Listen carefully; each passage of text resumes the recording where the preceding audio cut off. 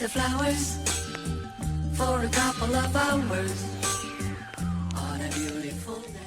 Yo les amis fans de Dragon Ball, aujourd'hui j'ai décidé de lancer une série sur ma chaîne nommée Les Grandes Étapes. Dans ces vidéos je vais prendre un personnage de Dragon Ball et je vais essayer de résumer son parcours en grandes étapes. Le but n'est pas de faire un résumé du personnage mais d'analyser son évolution par rapport au manga. Comme vous avez pu le voir dans le titre, aujourd'hui nous allons parler de Sangoku.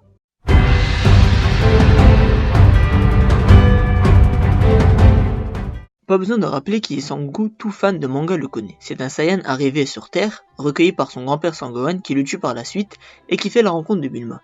Elle est le premier personnage que rencontre Sangoku.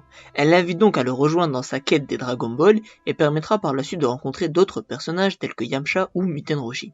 Sa rencontre est très importante car elle est l'élément déclencheur du manga, elle introduit le récit, c'est-à-dire l'histoire des Dragon Ball. Elle est donc une ouverture vers le monde car avant celle-ci Goku n'avait pas rencontré grand monde et surtout c'est ce qui aboutira à la rencontre d'un autre personnage très important qui est Tortuginal qui va l'entraîner. J'aurais pu mettre Muten Roshi comme étant une étape à part entière mais j'ai jugé meilleur de mettre Bulma car elle est sur le devant de la scène durant quasiment tout le manga, contrairement à Tortuginal qui malheureusement, à partir de la saga Freezer, le personnage n'a plus été exploité, malgré son retour dans Dragon Ball Super, mais bon, ce n'est pas le sujet de cette vidéo.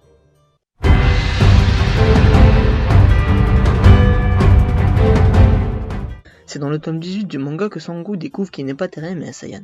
Si la rencontre avec Bulma a été une ouverture vers le monde pour Goku, cette annonce a été une ouverture vers l'univers pour tous les autres personnages. Goku découvre ainsi qu'il fait partie d'un peuple de guerriers, cela entraînant la saga Freezer, et bien sûr la célèbre transformation en Super Saiyan, et puis la rencontre avec Vegeta et d'autres personnages.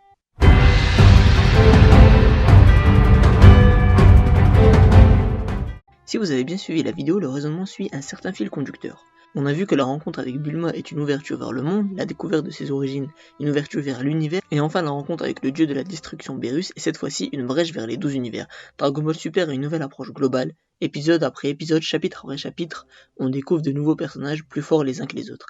Ainsi cette rencontre a donné un nouveau souffle et une nouvelle dynamique à la saga. C'est tout pour moi pour cette vidéo, n'hésitez pas à vous abonner à ma chaîne où je posterai des vidéos autour de Dragon Ball. À la prochaine.